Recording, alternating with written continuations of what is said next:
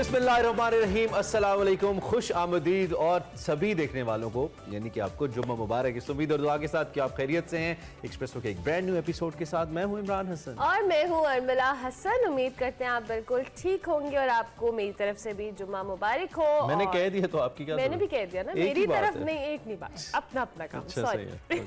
अच्छा नाज़रीन, उम्मीद करते हैं ठीक ठाक होंगे। इमरान ने फौरन मेरे इंट्रो में इंटरप्ट करना होता है कि कहीं मैं ज्यादा ना बोल लूं, ज्यादा ना बोल लें और मैं मतलब हिस्सा बकदरे जुस्सा हम ले लें।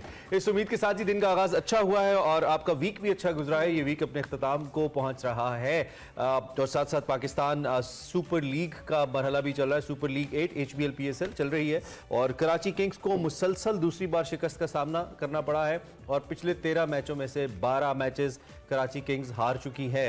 कल उनका मुकाबला हुआ इस्लामाबाद यूनाइटेड से। कल कराची का इस्लामाबाद से मुकाबला हुआ, ये कहना चाहिए। कॉलिन मनरो और आजम खान का किंग्स के बॉलर्स पर लाठी चार्ज देखने में आया और जो यूनाइटेड की टीम थी उसने 174 रन का हदफ कुछ भी नहीं समझा। कॉलिन मनरो 28 गेंदों पर 58 रन उन्होंने बना दिया। आजम खान आए 28 गेंदों पर, the big man Azam Khan 44 run उन्होंने भी बना दिए। देन डेविसन ने इस मौके पर 31 रन की शानदार इनिंग उन्होंने भी खेली और जीत के साथ इस्लामाबाद यूनाइटेड ने टूर्नामेंट का जो खाता खोला है वो बहुत ही शानदार है। शानदार खाता खोला है और आज पेशावर ज़िल्मी और मुल्तान सुल्तान्स की टीमें आपस में टकराएंगी। जनाब, ये तो था PSL के कल के मैच जिसमें कराची किंग्स हार गया और इस्लामाबाद यूनाइटेड जीत गया, लेकिन इस हार को कराची किंग्स के कुछ प्लेयर जो है वो डाइजेस्ट नहीं कर पाते और इस हवाले से मोहम्मद आमिर पे कल हम देख रहे थे।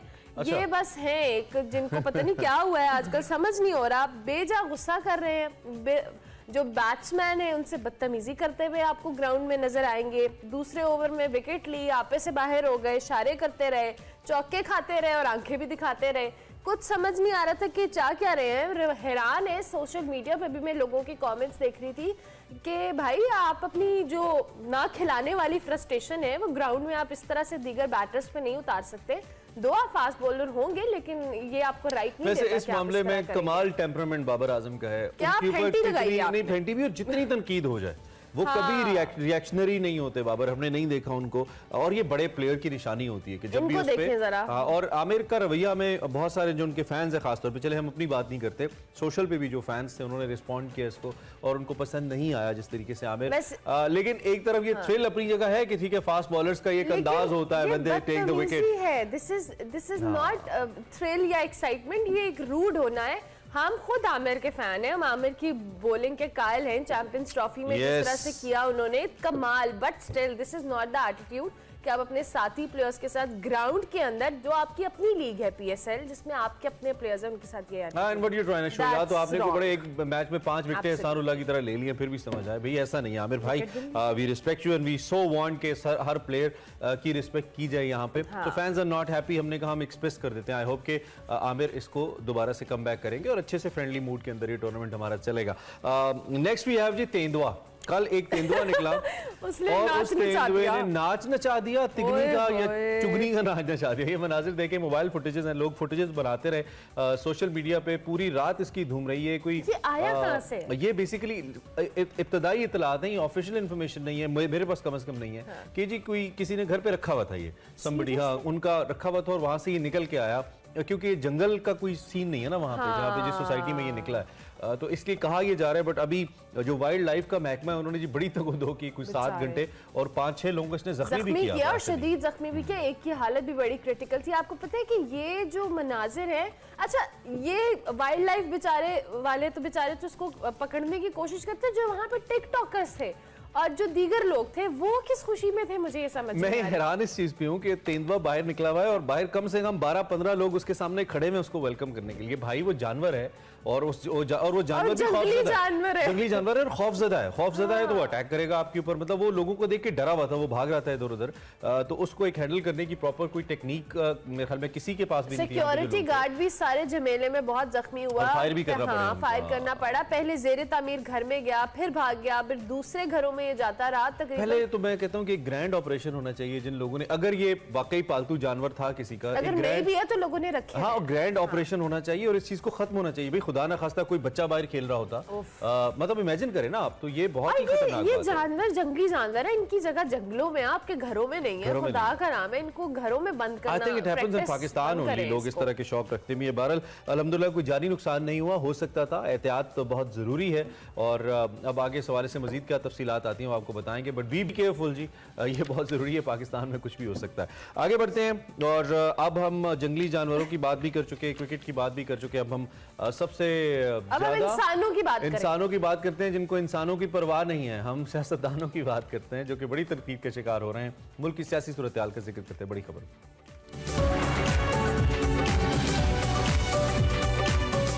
पाकिस्तान तहरीक इंसाफ कानूनी महाज के हवाले से बात करें या दीगर मामलात की बात करें, मुश्किल में है, हॉट वाटर्स के अंदर है, निकल नहीं पा रही है कप्तान की तहरीक इंसाफ, और खिलाड़ी भी परेशान है। कहते हैं मैच फंस गया इस वक्त, बहुत ज़्यादा मैच फंसा हुआ है मुसलसल।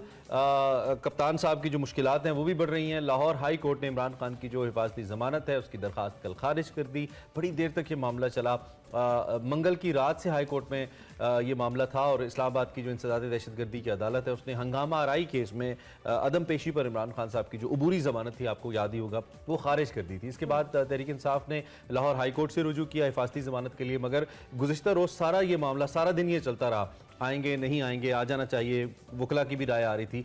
अदालत ने इमरान खान के पेश होने के लिए 3 बार उन्होंने, अदालत ने कल मोहलत भी दी, मुअज़्ज़ज़ अदालत ने, लेकिन उनके वकला का हाजिर से इस्तिस्ना पर ही इसरार रहा, और उसकी वजह उनकी तबीयत की नासाजी भी बताया गया। कुछ सियासी रहनुमाओं ने कहा उनकी जान को भी खतरा है। बहरहाल इमरान खान पेश नहीं हुए, और ये भी कहा गया कि जिस डॉक्टर ने इजाज़त नहीं दी थी उनको सफ़र करने की, और दूसरी जानब लाख खतरात उनकी ज़िंदगी को। खैर, अदालत ने आखिरी बार शाम 6:30 बजे तक पेश होने की मोहलत दी, और वाज़ेह किया गया अगर खान साहब नहीं आते तो अदालत तौहीन अदालत की कार्रवाई करेगी। और फिर मगर इसके बावजूद खान साहब अदालत के सामने पेश नहीं हुए, जिस पर अदालत ने उनकी हिफाजती जमानत की दरख्वास्त खारिज कर दी। इसके साथ साथ जी तहरीक इंसाफ ने अहम मामलात पर अदलिया के बाद सदर मुमलिकत से उम्मीदें लगा रही हैं। सूबाई इलेक्शन की तारीख हो, मुबैना रेजिम चेंज ऑपरेशन और रहनुमाओं की पकड़ धकड़ समेत अहम मामलात पर सदर आरिफ अलवी साहब से मदद की अपील की गई है। खान साहब ने सदर को जनरल रिटायर बाजवा की हालिया मुबैना गुफ्तगू की तहकीकात के लिए भी खत लिखा है और उनके खिलाफ तहकीकात का मुतालबा किया है।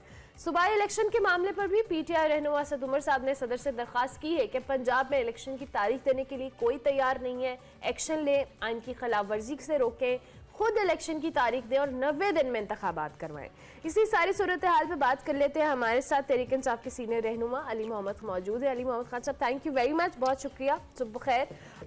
हंगामा राई केस हो, ये इतना बड़ा केस नहीं था जिसकी जमानत ना हो सके, मगर तहरीक इंसाफ ने ये जो कह लेना बहुत बड़ा इनके लिए केस बन गया है। कल अदालत ने बुलाया, खान साहब पेश नहीं हुए, जो भी वजूहात थी इस हवाले से भी बताइएगा, बात का आगाज कीजिएगा।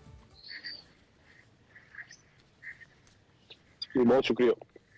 बिस्मिल्लाहिर्रहमानिर्रहीम, अल्लाहुम्मा सल्लि व सल्लिम मुबारक अला सय्यिदिना मोहम्मद व अला आलि मोहम्मद।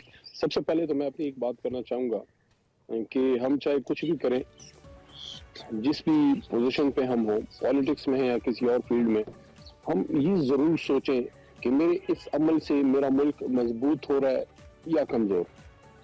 अगर मजबूत हो रहा है तो करें, अगर आपको लगता है कि आपके इस अमल से आपके मुल्क को कोई नुकसान पहुंच रहा है तो उसको हमें छोड़ देना चाहिए। अब ये जो इशू है, रात को जो सारा हुआ, 1-2 दिन से कोई ये जो ड्रामा चल रहा है सारा जो हुकूमत कर रही है, देखिए अगर आपने मिनी बजट में अवाम पे मेगा बम गिराना था, और महंगाई का एक बहुत बड़ा बम गिरा है अवाम पे, इसमें कोई शक नहीं है, तो एक डाइवर्जन टैक्टिक के तौर पे इमरान खान साहब के खिलाफ जो ये पकड़ दकड़ की गेम शुरू हुई है, फिर परवेज इलाही साहब की ऑडियो लीक करा देना, उससे 1-2-3 दिन पहले उन्होंने बाकायदा सिस्टमेटिकली अदलिया के खिलाफ उन्होंने एक कैंपेन शुरू की, और फिर जो इंटीरियर मिनिस्टर साहब हैं वो आके जनाब बढ़ के मारना, पकड़ लेंगे, फलाना कर लेंगे। लेकिन मैं एक बात करना चाहता हूँ, आज सुबह मैंने इस पर एक ट्वीट भी की है, और मैं ऑनेस्टली इस बात को फील करता हूँ कि इस अवाम को इसका बड़ा गम गुस्सा है, आम लोगों को भी, कि देखें एक तरफ 100 जनाजे खैबर पख्तूनख्वा पुलिस लाइन में उठे, हमारी पाक फौज के जवान वजीरिस्तान एरियाज में, ट्राइबल बेल्ट में, मुख्तलिफ जगहों पे मुल्क में हर जगह FC के जवान, पुलिस के जवान शहादतें दे रहे हैं, दहशत गर्द खुले फिर रहे हैं, और साबिक वज़ीर आज़म जो मुल्क का एक बहुत बड़ा फिगर है और एक पुरअमल शख्स है, एक सियासी रहनुमा है, साबिक वज़ीर आज़म जो खुद दहशत गर्दी का शिकार हुआ, उस पर हमला हुआ, उसको दहशत गर्द बना दिया, उस पर दहशतगर्दी के पर्चे काटे। और अब आपका काम यह है हुकूमत का कि दहशतगर्दों को पकड़ने के बजाय साबिक वज़ीर आज़म को दहशतगर्द बना के तो अदालत के सामने वो पेश करें, ये इनका एक मिशन रह गया है। अब इस हालत में आप मुझे बताएं, मुल्क को कौम किधर जाए और आवाम किसकी तरफ देखे? लेकिन अली भाई, ये जो कल वाली सिचुएशन थी, ये तो आपकी अपनी दरखास्त थी ना, हिफाजती जमानत की, और आपको, आप कानूनदान है खुद, आप समझते हैं कि पेश होना पड़ता है मुल्जिम को अदालत के रूबरू जब जमानत का मामला हो। तो फिर क्या अमर बाने था? इमरान खान साहब तो हमें याद है कि जलसे में गए थे, इसी जख्मी टांग के साथ चल के रावलपिंडी के अंदर, इस्लामाबाद के अंदर जलसे में गए थे खान साहब। तो लाहौर जमान पार्क से हाई कोर्ट इतना दूर नहीं है लाहौर में, हम अगर फासले की बात करें। क्या अमर माने थे इमरान खान साहब नहीं गए फिर कोर्ट कल?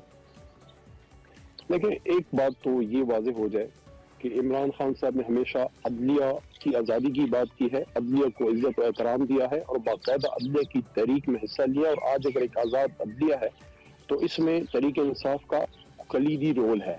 जब वो एक जुडिशल मूवमेंट हमने चलाई, इमरान खान साहब ने उसको स्पीयर हेड किया, बल्कि मियाँ साहब तो अभी निकले भी नहीं थे जब इमरान खान साहब इस्लामाबाद पहुंचे हुए थे। तो अब हमेशा उन्होंने अदालतों का एहतराम किया है और एज अ वजीर आजम भी पेश होते रहे, एज एन एक्स वजीर आजम भी, सुप्रीम कोर्ट से लेके हाई कोर्ट फिर सेशन और मैजिस्ट्रेट तमाम अदालतों में। अब जब तक उन पे फायरिंग नहीं हुई थी तब तक वो सब अदालतों में जा रहे थे। लेकिन ये जो कल का वाकया है, एक तो उनके डॉक्टर्स ने बिल्कुल अलाउ नहीं किया और दूसरा जो उनकी लीगल टीम है प्लस सिक्योरिटी कंडीशंस। बल्कि कल शाम का GNN पे मैंने आरिफ हमीद भट्टी साहब का देखा, बड़े सीनियर जर्नलिस्ट हैं। कल मैं जवेद चोई साहब के प्रोग्राम में भी उसका आपके एक्सप्रेस पे जिक्र किया कि आरिफ हमीद भट्टी साहब तो बाकायदा कह रहे हैं, उनके सोर्सेज होते हैं जिस तरह जर्नलिस्ट के मुख्तलिफ होते हैं, कि इट वॉज प्लान्ड कि कल अगर खुदा न खास्ता वो जाते तो वो एक्सपोज होते और उन पर अटैक का भी खतरा था। अकॉर्डिंग टू आरिफ हमीद भट्टी साहब, सीनियर जर्नलिस्ट है, जाहिर है वो बगैर किसी वजह के तो बात नहीं करेंगे। कल इमरान खान साहब एंड में फिर निकले भी, लेकिन सिक्योरिटी कंडीशंस को देख के उनको फिर मशवरा दिया गया कि आप रिस्क ना लें। तो अब ये मसला, अली भाई एक सेकंड रुकिएगा, ये मसला सिक्योरिटी का था या आपने कहा डॉक्टर्स, या दोनों मसले हैं? डॉक्टर्स भी मना कर रहे हैं और सिक्योरिटी का भी मसला है, या दोनों में से कोई एक इश्यूज है? देखिए दोनों इश्यूज हैं, सिक्योरिटी कंडीशंस भी हैं, क्योंकि खुदा न खास्ता अगर एक हमले से तो अल्लाह ने उनको बचाया है, अगर दोबारा ऐसा कुछ हो तो वो बहुत ही मैं समझता हूँ मुल्क के लिए बहुत बड़ा अलमिया होगा और उस अफरा तफरी के औस को मुल्क बर्दाश्त भी नहीं कर सकेगा। और इस वक्त मेरे ख्याल में जिस तरह पूरी रात फिर ड्रामे जो रचाए हैं और इस तरह इनकी ख्वाहिश है, इनमें से किसी की ख्वाहिश है, फरमाइश है कि इस आदमी को आप गिरफ्तार करें। लेकिन आईन और कानून के मुताबिक गिरफ्तारियां भी होती हैं। इमरान खान साहब पहले भी हुए हैं, पहले भी उन्होंने कहा था कि आपको बड़ा शौक है तो करें गिरफ्तार। लेकिन अगर किसी की ख्वाहिश पे आपने एक ड्रामा क्रिएट करना है, उसके लिए पाकिस्तानी अवाम जो है वो तैयार नहीं है। बाकी जैसे वो सेहतियाब होते हैं, सिक्योरिटी उनको प्रॉपर प्रोवाइड की जाती है, वो अदालत में पहुंच ठीक है, ठीक है। अच्छा, दूसरी जानिब अली मोहम्मद खान साहब, कल इमरान खान साहब ने जनरल बाजवा की जो हालिया मुबैना गुफ्तगू है, इसके मामले पर सदर साहब को खत लिखा है और उनके खिलाफ बतौर सुप्रीम कमांड तहकीकात कराने का भी मुतालबा किया। आपको लगता है कि सदर की जानिब से तहरीक इंसाफ को इस हवाले से कोई हेल्प मिल सकती है, कोई एक्शन लिया जाता है? क्योंकि इससे पहले भी खान साहब PTI रहनुमा और मुकदमात पर या उनकी गिरफ्तारियों के हवाले से सदर मुमलिकत को खत लिख चुके हैं। इस बार कोई उनकी जानिब से एक्शन लेने की उम्मीद है तहरीक इंसाफ को? खत का जवाब नहीं आता, खत तो बहुत जाते हैं अली भाई। हाँ देखें, खतों के जवाब अक्सर नहीं आते। अगर सब खतों के जवाब आते होते तो दुनिया में इतनी बड़ी शायरी ना हुई होती। बहरहाल देखें, कमिंग टू द पॉइंट, बहुत सीरियस इशू है। बाजवा साहब हमारे मुल्क के बड़े अहम ओहदे पे रहे, सिपा सालार रहे हमारे मुल्क के, तो हमारे पास तो कोई अपनी इंफॉर्मेशन नहीं थी। ये तो जो उनके जो मुख्तलिफ आर्टिकल्स उनके हवाले से आए हैं, जो चोई साहब का आया, आफ्ताब इकबाल साहब का कोई वीडियो आया फिर वो हटा दिया गया, ये चीज़ें के सामने आई हैं जिससे ये तासर मिलता है और बड़ा कवी इम्कान है कि जो वो खुद अब क्लेम करते हैं बाजवा साहब ने, या तो फिर वो ओपनली आके किसी भी तरीके से उसको डिनाई करें कि ये जो क्लेम उन्होंने किया है कि जिस तरीके से हुकूमत खत्म की गई है, तो इस पर तो मैं समझता हूँ इमरान खान साहब ने भी लिखा है तो वो हक बजानिब है कि इसकी तहकीक तो हो कि अगर एक साबिक वज़ीर आज़म की हुकूमत खत्म करने के लिए या उधर ऑडियो वीडियो रिकॉर्डिंग के लिए अगर इतने हाई ऑफिस को यूज किया जा रहा था उनके खिलाफ, तो ये तो बहुत बड़ा सवालिया निशान है। मैं समझता हूँ कि हमारे जो जिम्मेदार इदारे हैं उनको भी इसका नोटिस लेना चाहिए और सदर साहब सुप्रीम अगर वो काउंटर आर्ग्यूमेंट के तौर पे, आप चूंकि खुद वकील हैं इसलिए मैं टर्म इस्तेमाल कर रहा हूँ, काउंटर आर्ग्यूमेंट के तौर पे अगर इमरान खान साहब का वो इंटरव्यू जो आई थिंक मंसूर अली खान साहब को उन्होंने दिया था एक्सप्रेस टीवी के लिए कि मुझे कोई मसला नहीं अगर मुझे हमारी एजेंसियां रिकॉर्ड करती हैं या बतौर प्राइम मिनिस्टर भी रिकॉर्ड करें, चूंकि मैं ऐसा कोई गलत काम कर ही नहीं रहा तो मुझे कोई प्रॉब्लम नहीं है। अगर वो काउंटर आर्ग्यूमेंट के तौर पे खान साहब का अपना इंटरव्यू पेश कर दिया जाता है तो उस पर आप क्या कहेंगे? देखिए, सिक्योरिटी कंसर्न्स के लिए जो हमारे हसास इदारे करते हैं, पहली बात तो ये है कि उस पर सुप्रीम कोर्ट की डायरेक्शंस बड़ी क्लियर हैं, आप नहीं कर सकते इतने हाई ऑफिस का, लेकिन अगर वो करते भी हैं सिक्योरिटी उसके लिए तो उसको आप लीक भी नहीं होने देते और उसको आप पब्लिक भी नहीं करते, चे जाए कि उसको उस कंसर्न वज़ीर आज़म साहब के खिलाफ as a blackmailing tactic use किया जाए, तो वो तो बड़ा ही गलत है ना। देखें, मुल्क का सबसे बड़ा ऑफिस हमारे वज़ीर आज़म का है। आज मियां शहबाज जी, अली मोहम्मद खान साहब, आपका ऑडियो वीडियो हम तक नहीं है। आप मुझे बताएं कौन सा, आप मुझे बताएं अगर उस ऑफिस की सिक्योरिटी सेंसिटिव नहीं है, कौन सा गैर मुल्की सरबराह मुमलिकत चीफ एग्जीक्यूटिव आके वहाँ फिर हमारे वज़ीर आज़म से बात करेगा या सिक्योर फील करेगा? तो ये तो बड़े हाई सिक्योरिटी इश्यूज हैं, उस पर तो बहुत बड़ी कंसर्न है। इसलिए वज़ीर आज़म साहब ने खत लिखा है और इसका नोटिस दिया जाना चाहिए और अगर ये चीजें सही हैं तो इस पर जो भी आईन और कानून के मुताबिक कार्रवाई है वो होनी चाहिए। ठीक होगा। और दूसरी जानिब अली मोहम्मद खान साहब, ये जो असेंबलियां तहलील होने का मामला है, 1 महीने से ज़्यादा का वक्त गुजर गया है, इलेक्शन की तारीख सामने नहीं आई, कोई भी इलेक्शन कराने को तैयार नहीं है। असद उमर साहब ने तो अब सदर मुमलिकत साहब से फिर एक खत किया और कहा है कि एक्शन ले, इलेक्शन की तारीख दें। अब ये इलेक्शंस के मामले पर क्या करना है तहरीक इंसाफ ने, क्योंकि सुप्रीम कोर्ट ने भी वाजे किया है कि 90 दिन के अंदर इलेक्शन कराए जाएं। इसमें तो मैं बहुत ही क्लियर हूँ। सुप्रीम कोर्ट ने भी क्लियर इंटरप्रिटेशन की है, अदालत आलिया, अदालत अज़मा सब, हाई कोर्ट, सुप्रीम कोर्ट सब ने, और 3 महीने के अंदर उनको ये सूबाई इलेक्शन कराने हैं, क्योंकि ये हुकूमत भी खत्म हो जाएगी, ये नौकरियां भी खत्म हो जाएंगी। Ultimately you retire, what is left behind is कि अगर आपने आइन की खिलाफ वर्जी की है तो आज नहीं तो कल वो फिर आइन और कानून हरकत में आता है, तो कोई भी नहीं चाहेगा कि किसी के प्रेशर में या किसी को खुश करने के लिए या किसी भी मजबूरी में वो आइन जैसे मुकद्दस एक दस्तावेज को तोड़े। क्योंकि आर्टिकल 5 या आर्टिकल 6 अगर लगना शुरू हो गया फिर वो ये नहीं देखेगा अली मोहम्मद है, अलिफ है, बे है, जीन है। तो मेरा नहीं ख्याल कोई भी किसी के लिए आर्टिकल 224 या आईने पाकिस्तान तोड़ेगा। तो क्लियर है 90 डेज में इलेक्शन करें और वो उनको करना पड़ेगा, चाहे वो खुश है या नाराज। They have to do it because there is no other way. Right. चलें अली भी, अल्लाह करे आपके सब खतों का जवाब आए जो खत आपने लिखे हैं। हमें वैसे टीन एज में बड़ा इंतजार होता था खत लिखें और फिर जवाब भी आए। तो इन दी एंड हमें बता दें, जो खान साहब की गिरफ्तारी का मामला चल रहा है जी, हम तो हमेशा कहते हैं कि सियासी विक्टिमाइजेशन नहीं होनी चाहिए और आप भी इसके साथ अग्री करते हैं अब कि किसी की भी सियासी विक्टिमाइजेशन नहीं होनी चाहिए, चाहे हुकूमत जिसकी भी हो। बहरहाल अब ये जो खान साहब की गिरफ्तारी है जी, इसको पीटीआई कैसे देख रही है? अब स्ट्रेटजी क्या है? रात को भी आपने, अभी तक भी इनफेक्ट टॉप ट्रेंड है ज़मान पार्क पहुंचो, कुछ लोग पहुंचे भी, कुछ नहीं भी पहुंच सके, तो अब क्या इस पर स्ट्रेटजी क्या है? चूंकि अब तो ऐसा लगता है कि बिल्कुल वो वक्त भी करीब आन पहुंचा है जो आपने कहा कि किसी की ख्वाहिश भी हो सकती है और शायद कानूनी अमल भी है, क्या कहेंगे? देखिए, एक तो आज जो हिफाजती जमानत है उस पर दोबारा हाई कोर्ट से रिव्यू किया जाएगा, वो आज दोबारा उसमें पेशरफ का इम्कान है। दूसरा ये है कि इमरान खान साहब एक सियासी रहनुमा है, वो कोई दहशतगर्द नहीं है, उन पर दहशतगर्दी का पर्चा तो बनता ही नहीं है। मैं दोबारा ये कह रहा हूँ कि दहशतगर्द खुले फिरे, 100 पुलिस वालों को शहीद करके जिन्होंने शहीद किया है उनको कोई पूछ नहीं है। जो साबिक वज़ीर आज़म पे दहशतगर्दी का हमला हुआ उस पर हुकूमत सोई पड़ी है और अपने ही साबिक वज़ीर आज़म को दहशतगर्दी का पर्चा कटवा के उसको आप गिरफ्तारी की कोशिश कर रहे हैं। तो उसके लिए तो देखें पाकिस्तानी अवाम तैयार नहीं है। वो एक बेनज़ीर की कुर्बानी दे चुके हैं, बार बार हम अपने सियासी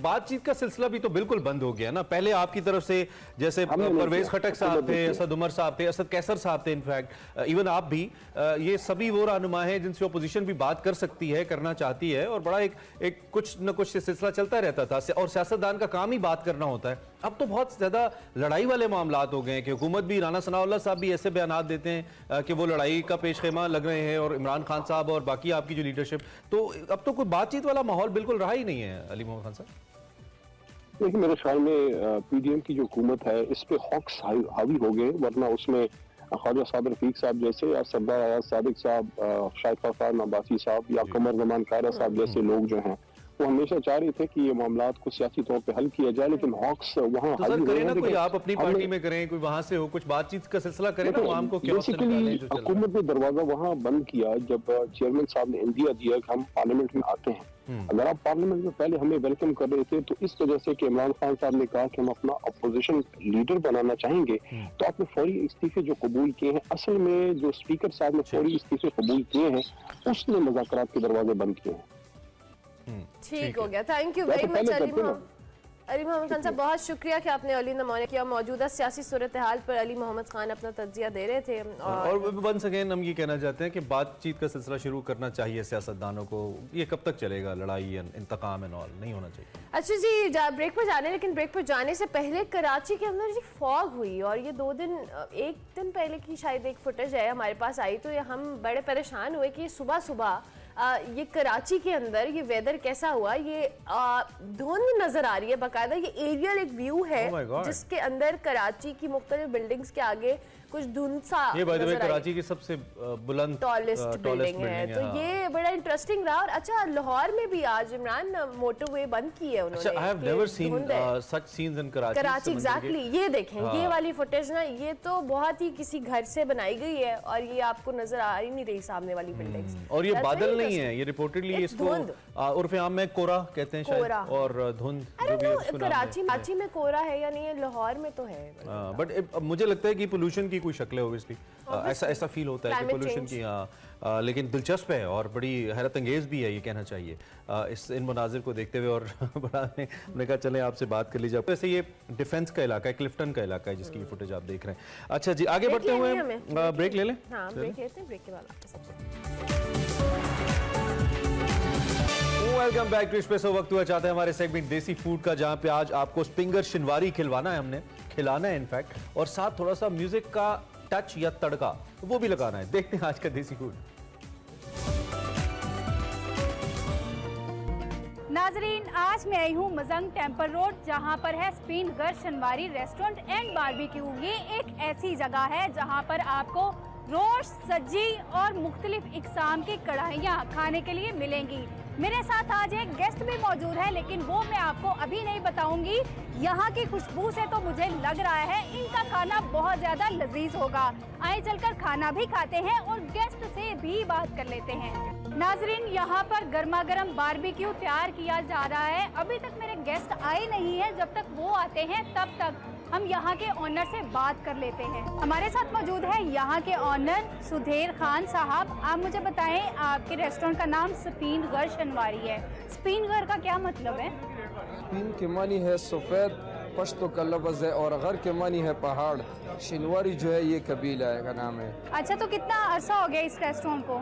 इस रेस्टोरेंट का जो है हमारा 7 साल हो गया। अच्छा, आप क्या क्या बनाते हैं यहाँ पर रेस्टोरेंट में? इधर जो है हम बनाते हैं दुम्बा कढ़ाई, सुलेमानी कढ़ाई, चिकन कढ़ाई और चप्पल कबाब, प्लेटर, सज्जी, बारबेक्यू। आप कितनी किस्म की कढ़ाई बनाते हैं यहाँ पर? इधर जो है एक जो है सुलेमानी कढ़ाई होता है, एक दुम्बा शिनवारी जो टमाटर वाला है। चिकन में भी वही दोनों होता है, एक दो प्याजा, पठान लोग जो है मर्दानी बोलते हैं, और इधर वाला जो लोग है ये दो प्याजा बोलता है। काफ़ी इकसाम की कढ़ाई यहाँ पर तैयार की जाती है, तो इनके मसाला जाते हैं, रेसिपी जो है वो अलग अलग है या सेम है? पठानों का जो असल शिनवारी है सिर्फ 3 किस्म चीज़ डालती है, एक अदरक, सब्ज मिर्च और टमाटर। बस ये 3 चीज़ें, कोई मसाले नहीं, सिर्फ नमक। बस ये 4 चीज़ें डालते, कोई मसाले नहीं। हाथ का टेस्ट है और दुम्बे का टेस्ट है बस। डिमांड सबसे ज़्यादा किस चीज़ की है यहाँ पर? सबसे ज़्यादा डिमांड जो आजकल है सुलेमानी कढ़ाई का है। इधर सुलेमानी कढ़ाई ज़्यादा चलती है। आपके खाने की खास बात क्या है जो लोग इतने शौक से खा रहे हैं यहाँ पर खाना? असल जो है ख़ास बात यह है कि हमारे साथ जो है अपना बंदे हैं, ख़ास आदमी वही जो पेशावर नमक मंडी वाला जो जायके है कहना, वो इधर हमने अपने साथ लेके आए हैं। ख़ास बात हमारा ये। यहाँ पर कौन सी मशहूर शख्सियत आपके पास खाना खाने आती हैं? इधर तो सब हजरात आते हैं, किस तरह डॉक्टर हजरात है, वकील हजरात है। इधर क्रिकेटर जो है सिर्फ कमरान अकमल आया था, और उसके साथ जो है वो यसर शाह था हमारा जो पठान, वो आया था। और नसीम शाह जो है इधर ही से निकला हुआ है। नसीम शाह इधर काउंटी में खेल रहा था कि हमको ये बात बता रहा था कि मैनेजर साहब हमारे लिए दुआ कर लो, इंशाल्लाह हम आगे निकलने वाला है। लेकिन उसके लिए हम यही पे हम है कि कामयाब हुआ है। इधर सलाम के लिए सलाम फ़ोन पर आता है लेकिन आया नहीं है। जहाँ पर आपका रेस्टोरेंट है यहाँ पर बहुत ज़्यादा रश होता है तो आना बड़ा मुश्किल है। आपने सोचा कहीं और भी ब्रांच बनानी चाहिए? लेकिन इसके लिए हमने जोहर टाउन में जो है इंशाल्लाह छोटा ईद पे जो है स्टार्ट ले लेगा। नाजरीन, आज मैं आपकी मुलाकात पाकिस्तान के नामवर सिंगर जो हैं उनसे करवाऊंगी जो कि खान ब्रदर्स के नाम से मशहूर हैं। आए चलकर उनसे बातचीत भी करते हैं और साथ में खाते हैं खाना। जब तक खाना आता है थोड़ी सी बातें कर लेते हैं करीम खान और सयाम खान से। अच्छा मुझे बताएं आजकल कौन से प्रोजेक्ट पे काम चल रहा है आपका? अभी ये प्रोजेक्ट कुछ आने वाले हैं। अभी वैसे मैं recently 11th of Feb song मेरा एक्शन रिलीज़ हुआ है और अभी मैं और सयाम खान ब्रदर्स एक गाना बड़ी जल्दी आफ्टर अ मंथ हम एक बड़ा अच्छा सॉन्ग निकाल रहे हैं मार्केट में। आपको इस फील्ड में आने का शौक कैसे पड़ा? मैं अपने स्कूल में नात पढ़ता था, मस्जिद में अजान देता था और फिर एक टाइम आया कि जब मुझे दोस्तों ने पुश किया, फैमिली ने रियलाइज़ हुआ कि हाँ मैं आई कैन सिंग, तो फिर मैं सिंगिंग के फील्ड में आ गई। बातें तो चलती रहेगी, खाना भी आप गर्मा गर्म खाएं। मैं आपको बताती हूँ ये है सलमानी कढ़ाई और ये अफगानी राइस और इसके साथ है मज़ेदार से बारबेक्यू और इनका स्पेशल जो नान है वो। देखिए प्रेजेंटेशन तो बहुत कमाल की है। अभी खाते हैं, देखते हैं टेस्ट कैसा है। टेस्ट आप मुझे बताएंगे आज कैसा है? आई होप कि अच्छा ही होगा। वाह अच्छा टेस्ट है।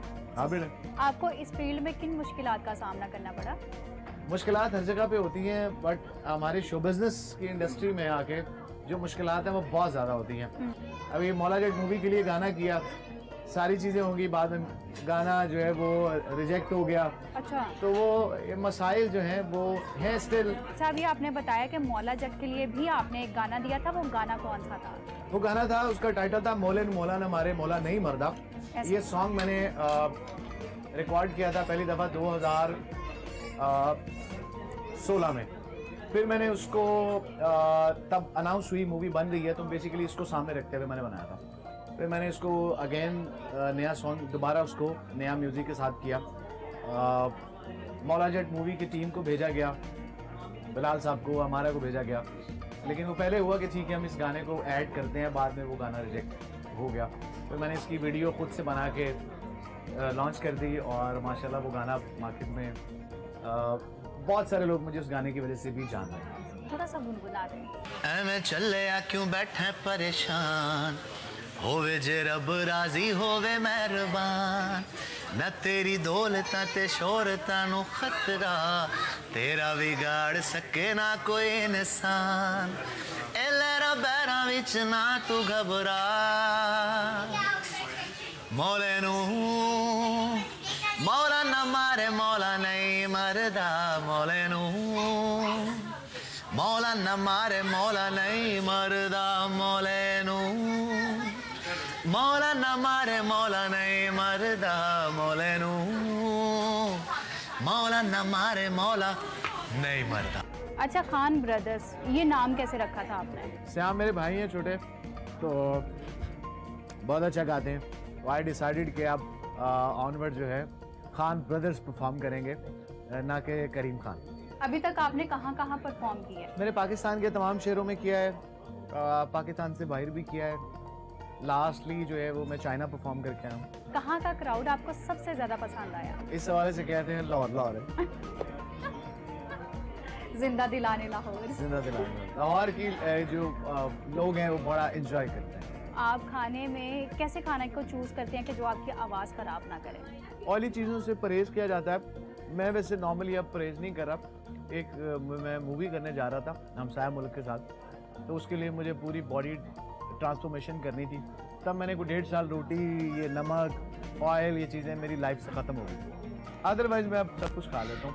मुल्तान के खानों में, क्योंकि आपका ताल्लुक मुल्तान से है, तो मुल्तान के खानों में और यहाँ लाहौर के खानों में आपको क्या फ़र्क लगता है टेस्ट में? है मुल्तान यहाँ पे आपको क्वांटिटी लाइक जगहों की ज़्यादा मिल जाती है। यहाँ पे आपको वैरायटी, कहने का मकसद ये है कि वैरायटी आपको बहुत ज़्यादा मिल जाती है। वहाँ पे भी खाने अच्छे होते हैं बट इतनी वैरायटी नहीं होती। अच्छा, आपके ही गाए हुए गानों में से आपका फेवरेट सॉन्ग कौन सा? मेरे सारे गाने मुझे अच्छे लगते हैं। मैंने नुसरत साहब को ट्रिब्यूट पेश किया है, वो परदेसिया कागुडामा, मुझे वो बड़ा अच्छा लगता है। तो आप वो थोड़ा सा गुनगुना दें। शाम उड़ी का फजर उड़ीका आखे ते सारी उम्र उड़ीका आंड गवांडी दीवे बल दे आंड गवांडी दीवे बल दे रब्बा साडा चानन कल दे तेरी याद पवे ते रोआ हाय तेरा जिक्र करा ते हसा माया किधरे ना पैदियां दसा वे परदेसिया तेरियां किधरे ना पैदियां दसा हो। थैंक यू सो मच आपके टाइम के लिए, आप टाइम निकाल कर यहाँ पर आए, आज के मेरे मेहमान बने। Thank you so much. Welcome. आप लोगों का बहुत बहुत शुक्रिया, आप लोगों ने मुझे इनवाइट किया, इतना अच्छा खाना खिलाया, स्पेशली ये सलमानी कढ़ाई। सलमानी बहुत कढ़ाई अच्छी है। नाजरीन, इनके सलमानी कढ़ाई, बारबेक्यू और अफगानी राइस बहुत ही ज़्यादा लजीज हैं। आप लोग भी एक बार ज़रूर ट्राई करें। मिलते हैं अगले नए देसी खाने के साथ। अल्लाह हाफिज़। Welcome back to Expresso. Break के बाद वापस आ चुके हैं और अब हम बात करेंगे पीएसएल के हवाले से। तो पाकिस्तान सुपर लीग में 8 में होम ग्राउंड पे कराची किंग्स को मुसलसल दूसरी शिकस्त का मजा चखना पड़ गया। इस्लामाबाद यूनाइटेड ने मैच 4 विकेटों से जीत लिया और चौथे मैच में कराची किंग्स ने इस्लामाबाद यूनाइटेड को जीत के लिए 174 रन का हदफ दिया था और इस्लामाबाद ने 6 विकेटों के नुकसान पर हदफ हासिल कर लिया। पहले फील्डिंग का फैसला किया जी और ये फैसला इस्लामाबाद का बिल्कुल ठीक रहा और उसके बाद अच्छे तरीके से मैच जो है इस्लामाबाद यूनाइटेड ने जीत लिया। अच्छा, रन इतने कम नहीं थे, 173 रन थे जिसको चेस करना था, लेकिन उसके बावजूद कुछ खातिर खा कारकर्दगी दिखा नहीं पाई मोहम्मद आमिर 11। कराची की जानिब से हैदर अली ने 59 और शर्जील खान 34 रन बनाकर नुमाया रहे। इस्लामाबाद के Roman rice, Mohammad Wasim junior और टॉम करन ने 2-2 विकेटें अपने नाम की, जबकि इसके जवाब में इस्लामाबाद ने 18.2, जबकि 10 गेंदें तकरीबन रहती थी, ये कहना चाहिए, तो ये हदफ हासिल कर लिया। कॉलिन मनरो के हवाले से आपको बताया हमने, अच्छा खेलते हैं हमेशा इस्लामाबाद के लिए। आजम खान को भी हाँ, और फिर आजम खान, यस, आजम खान मुसलसल एक अच्छी फॉर्म में चल रहे हैं और प्रूव कर रहे हैं कि वो एक अच्छी चॉइस हो सकता है कौमी टीम के लिए भी। कराची की जानिब से मोहम्मद आमिर और मूसा ने 2-2 खिलाड़ियों को आउट किया। इसके अलावा इस HBL PSL में आपको ये भी बताएं कि कराची किंग्स की ये मुसलसल दूसरी शिकस्त है और पिछले 13 मैचेस के अंदर 12 शिकस्तें उनके हिस्से में आई हैं रिपोर्टेडली जो कराची किंग्स। हमारे साथ मोहम्मद उवैस मौजूद हैं, उनसे जरा पूछते हैं। Syed Uvais, welcome to Expresso, आप कैसे हैं? ठीक ठाक हैं? वालेकुम सलाम, आपको मुबारक हो इमरान भाई। Sir thank you very much. मुबारक तो खैर है ही, मुबारक दिया वैसे। अभी तो सफर शुरू हुआ है, अभी तो सफर बाकी है। इट्स अ गुड ओपनिंग दो। कराची किंग्स को क्या हो गया है? हम हमेशा कहते हैं कि इतनी बड़ी ऑन पेपर टीम, सबसे महंगी भी थी एक वक्त के अंदर, और एक दफा PSL भी जीते हुए हैं, दो के वो फाइनल बड़ा दिलचस्प भी हुआ था। लेकिन आप क्या कहते हैं, कराची किंग्स के साथ क्या मसला है वैस? मैं खुद हैरान होता हूँ कभी किसी दिन, क्योंकि अगर आपको याद हो पाकिस्तान सुपर लीग के अगर पहले एडिशन से आप बात करें, आपने राइटली पॉइंट आउट किया, कराची किंग्स ऐसी पेपर पे एक टीम है जो कि पूरी दुनिया की किसी भी टीम को हरा सकती है। इंटरनेशनल टीम की बात कर रहा हूँ, लेकिन अभी तक एक जेलफ स्क्वाड आपको नजर ही नहीं आता। अगर उनकी बॉलिंग यूनिट की बात करें आप, मोहम्मद आमिर मौजूद हैं, आपको पता है कल एक ब्लो उनको हुआ जिसमें एक प्लेयर उनका इंजर्ड हुआ था, वो टूर्नामेंट से बाहर हो चुका। उसामा मीर की बात मैं कर रहा हूँ, उनके आकिफ को उसकी टीम में लाया गया इस कराची किंग्स में, लेकिन अभी तक एक स्क्वाड जो उनका जेलअप है वो नजर ही नहीं आपको था। कल मुझे थिंक टैंक की समझ नहीं आ रही थी। कल मैंने सोशल मीडिया पे लिखा भी था कि अगर मैं इस वक्त मैं कराची किंग्स का प्लेयर होता या कराची किंग्स की मैनेजमेंट में होता, तो जो वसीम भाई की जो शक्ल बनी हुई थी ना, कभी जिंदगी में ड्रेसिंग रूम में ना जाता। मुझे पता है कि उनको हैंडल क्या होता है इस वक्त, क्योंकि होता है यार, देखिए एक स्क्वाड आपका मौजूद है, एक तगड़ा स्क्वाड आप उतारते हो PSL में, पूरे साल आप तैयारी करते हो, बड़ी टीम है। वैसे वसीम अकरम की भी तो नाकामी ही है, मुसलसल वो बतौर मेंटोर साथ चल रहे हैं। अभी लास्टली उन्होंने कहा जी मैं तो बैठता नहीं हूँ, मेरा दिल कमजोर है और मैं टेंशन नहीं ले सकता, लेकिन फिर वो बैठ भी रहे हैं और उसके बावजूद Wasim Akram factor role play कर नहीं रहा है। मतलब he is been a great captain, great bowler as well, लेकिन वो फैक्टर रोल प्ले कर नहीं रहा है। वसीम अकरम भी मुझे लगता है कर नहीं पा रहे हैं टीम के लिए वो जो करना चाहते हैं। मुझे खुद समझ में नहीं आ रही इसी चीज की। जो थिंक टैंक वहां पर बैठा होता है, थिंक टैंक पे बहुत ज्यादा अपना रिलायंस होती है कि थिंक टैंक कैसे लेके टीम को चलता है, टीम की मैनेजमेंट क्या करती है। सबसे बड़ी कल देखें ना, गलती जो की आप ही माने इमरान भी के, मैथ्यू वेड बड़ा जबरदस्त, आपको पता है ओपनिंग के अंदर पिछले मैच में उसने परफॉर्म किया, अनफॉर्चुनेटली जरूर आउट हुआ था, लेकिन कल आपने उसको मिडिल ऑर्डर में खिला दिया, जेम्स विंस को आप ऊपर ले आओ। भाई आप क्या करना चाह रहे हो? स्क्वाड क्या समझ नहीं आ रही। दूसरा देखें, आमिर बेशक बीपीएल में परफॉर्म करते रहे हैं, जो भी मामलात हैं यार, ये पीएसएल है, यहाँ पर विकेट्स डिफरेंट है, आप के ऊपर प्रेशर क्या है, फील्डिंग आपकी इतनी अपना बेकार जा रही है इस दफा। आप देखें, सॉरी आपको इंटरप्ट कर रही हूँ, मोहम्मद आमिर का आपने जिक्र किया है। सुबह मैं बहुत जज्बाती हूँ, मैं बहुत जज्बाती थी क्योंकि मुझे इस एटीट्यूड से बड़ा प्रॉब्लम हुआ जब उन्होंने बाबर आजम को भी लास्ट मैच के अंदर बॉल उनकी तरफ उछाला। उसके अलावा कल के मैच में भी उनका एटीट्यूड नाकाबिले बर्दाश्त था बहुत सारे फैंस के लिए, और हम ट्विटर भी देख रहे थे कि सब मोहम्मद आमिर के इस रवैये के ऊपर तनकीद कर रहे हैं। क्या वजह है? मोहम्मद आमिर को क्या हुआ है? मतलब वो क्या सोचकर ग्राउंड में आ रहे हैं? वो फास्ट बॉलर हैं, everybody knows, but what is this behaviour Mohammad Aamir का? ये जरा बताइए। देखिए मुझे खुद समझ में नहीं आ रही। आपको याद हो जिस वक्त पाकिस्तान सुपर लीग स्टार्ट हो रही थी तो हीटेड अप जो ना ये डिबेट तो थी आपस में, आपको याद होगा कि आमिर भाई की और बाबर आजम पे चाहे काफी लोगों को की बनाई हुई ये डिबेट थी वाले मामले पे। लेकिन एक चीज आपने बिल्कुल राइट पॉइंट आउट किया। देखें हमेशा एक बात की जाती है, जब आप ऐसा क्रिकेटर जो सा है, आप अपना ग्राउंड के अंदर अपने बल्ले से और अपने बॉल से जवाब देते हो। अगर आप परफॉर्म नहीं कर रहे तो मुझे नहीं लगता कि आपको ये एटीट्यूड सूट करता है। और देखें एटीट्यूड आपको हर्ट करेगा आगे जाके फ्यूचर के अंदर। आप बड़े बॉलर रहे हैं, पाकिस्तान को भी आपने सर्व किए, जो भी मामला आपके रहे हैं, लेकिन देखें ऐसे यंगस्टर मैं कह रहा हूँ जो फॉलो करते हैं आपको, उनके ऊपर जो सा एक नेगेटिविटी जाती है यहाँ पर कि यार देखो एक लड़का परफॉर्म नहीं कर रहा और एटीट्यूड अभी भी है। देखें एटीट्यूड तब आपको अच्छा लगता है कि आपने 5 आउट किए, आपने 4 आउट किए, आपने अच्छी तगड़ी परफॉर्मेंस दिखाई, ऐसे ग्रेस होती है उस एटीट्यूड में। फास्ट बॉलर्स करते हैं ये, और ये हुस्न है क्रिकेट का, लेकिन उसमें भी एक ग्रेस होती है, ये कहना चाहिए। देखिए स्लेजिंग तो आपको पता है इमरान भाई, स्लेजिंग एक गेम का हिस्सा है, क्योंकि जब तक आप वो मेंटली आप साइकोलॉजिकली आप बैट्समैन के ऊपर प्रेशर डालते हो या बाकी मामला बॉलर पर डालते हो। लेकिन देखिए जब तक मैंने बताया ना कि आप बैट या बॉल से परफॉर्म नहीं करोगे, आप देखें दुनिया आपको देखती है, यंगस्टर्स आपको फॉलो करते हैं, आप उनको क्या रोल मॉडल अपना एक पेश कर रहे हो, आपको पॉजिटिव रहना पड़ता है यहाँ पर। देखें क्या चेंजेस, कराची किंग्स की बात आपने की, मैं चाहता हूं भाई हम इसका ऑपरेशन मुकम्मल करें, हम इस पे बात करें। बहुत अच्छी टीम है and I actually now want Karachi Kings के यार वो कम बैक करें, कुछ अच्छी विक्ट्रीज दें अपने फैंस को। कराची के फैंस मतलब तरस गए जीत देखने के लिए, अच्छा खेलते हैं लेकिन उसको विक्ट्री में कन्वर्ट नहीं कर पाते, इन द एंड ऐसा लगता है गिव अप कर देते हैं। तो क्या करें जी, क्या बुनियादी कुछ तब्दीलियां देख रहे हैं आप वैस बीइंग क्रिकेट एक्सपर्ट, या क्या आप सजेस्ट करेंगे किंग्स के लिए? देखिए इमरान भाई मैंने आपको बताया ना कि मुझे सबसे बड़ी जो इशू ये लगा कि कराची किंग्स ने पहला मैच अभी खेला था, आपको तो बड़ा तगड़ा मैच हुआ, आपने 2 रन खेला, आपने फिर भी टीम अपनी चेंज कर दी। भाई कोई भी टीम चेंज नहीं करता आपका, जो आपने राइटली पॉइंट किया, वसीम अकरम बेशक बैठे हैं, बड़े कोचेस वहां पर बैठे हैं, लेकिन किस किस्म के दिमाग माइंडसेट से चल रहे हैं मुझे समझ में नहीं आई। आपने जो लड़के जो परफॉर्म करे तो उनको बाहर बिठा दिया, जैसे वेड को आपने नीचे खिला दिया, उसके बाद ऑस्ट्रेलियन एक लड़का था उसको आपने बाहर बिठा दिया। फिर सबसे बड़ी जो मुझे इस वक्त कराची किंग्स में नजर आता है कि शमसी, आपको पता है one of the best spinners in the world जाने जाते हैं साउथ अफ्रीका के, उनको आपने बाहर बिठाया हुआ है। यार क्या थिंक टैंक में चल रहा है, मुझे बिल्कुल समझ में नहीं आ रही। अगर आपने देखें पाकिस्तान सुपर लीग में अगर आपने रहना है तो आपको एक प्रॉपर बैलेंस स्क्वाड यहाँ पर उतारना पड़ेगा। आप कभी भी वो स्क्वाड को चेंज नहीं करते पहले मैच के बाद। अगर आपका स्क्वाड बुरा हारा हो, 1-2 रन से डिफीट, कोई डिफीट नहीं होती आपकी, ये बेस्ट डिफीट है कि आपके लड़के चेस कर रहे थे आप और आप उठा के स्क्वाड पूरा चेंज कर देते हो। तो वहां पर मुझे समझ में आ रही थी कि बेन कटिंग को आपने देखा उन लोगों ने कल बाहर बिठा दिया था, भाई उसकी गलती क्या है?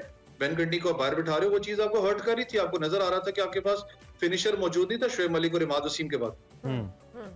ठीक हो गया। अच्छा अवैस, अब दूसरी जानिब कल मोहम्मद आजम खान ने बड़ा अच्छा परफॉर्म किया, उनके हवाले से भी बात करेंगे। इस्लामाबाद यूनाइटेड ने बड़ा अच्छा अपना स्टार्ट किया टूर्नामेंट का, बड़े अच्छे मोमेंटम के साथ उन्होंने जो कह लेना पीएसएल में अपनी एंट्री दी है। So how do you see Islamabad united की टीम के हवाले से भी अगर हम बात करें तो? इमरान भाई को खुले दिल से बात कीजिए।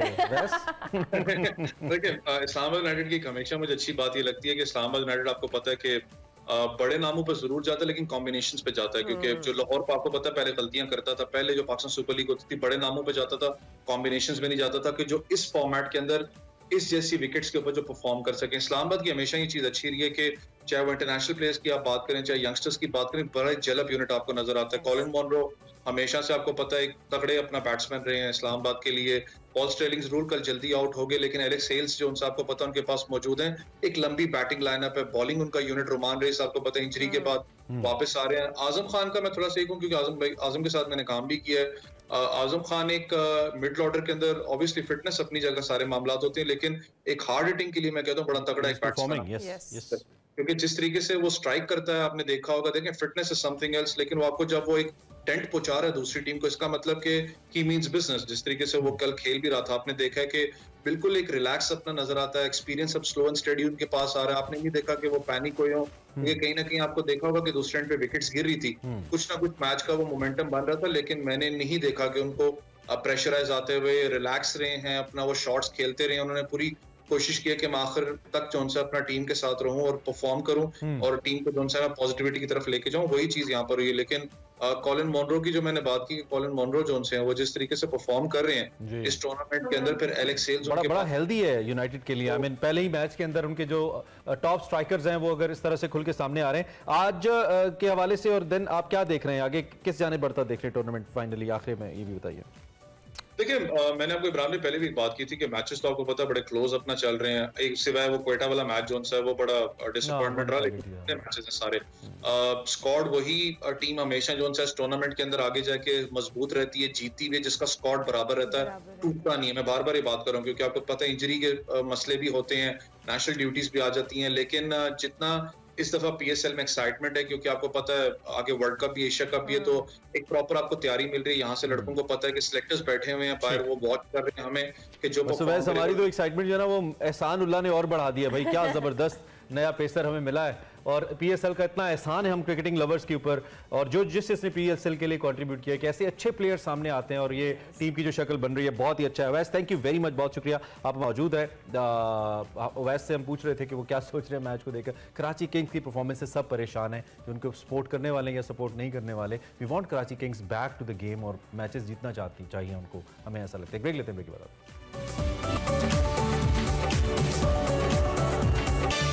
Welcome back to space. तो बात कर लेते हैं कुछ तुर्किया के हवाले से, जहां तुर्किया और शाम में आपको मालूम है ज़लज़ले से जो हलाकतें हैं वो मुसलसल बढ़ रही हैं। ताज़ा तरीन इत्तलात के मुताबिक हलाकतों की तादाद 43,800 से तजावुज़ कर गई है। मलबे तले दबे अफराद की तलाश का ऑपरेशन अब भी जारी है। तुर्क हुकाम का ये कहना है कि इमारत के मलबे से 261 घंटे के बाद मज़ीद 2 नौजवानों को जिंदा निकाल लिया गया है। 261 घंटे के बाद 2 नौजवानों को जिंदा निकाल लिया गया, किसी मुआवजे से कम नहीं है। दूसरी जानिब जो वर्ल्ड हेल्थ ऑर्गेनाइजेशन है उन्होंने ज़लज़ले को यूरोप में सदी की बदतरीन आफत करार दिया है, और तुर्किया और शाम में जो रेस्क्यू ऑपरेशंस हैं वो इस वक्त आखिरी मराहिल में दाखिल हो चुके हैं। कई रोज़ गुजर जाने के बाद भी कुछ अफराद अभी मलबे तले जिंदा बच जाने किसी से मुआवजे से कम नहीं। हमने जैसे भी कहा कि 2 नौजवानों को इतने टाइम बाद निकालना। तुर्क शहर की एक बात करें, एक मलबे के इमारत के मलबे से 10 रोज़ बाद 17 साला लड़की को जिंदा निकाला गया है। इससे पहले 74 साला खातून को भी मलबे से जिंदा निकाला गया था।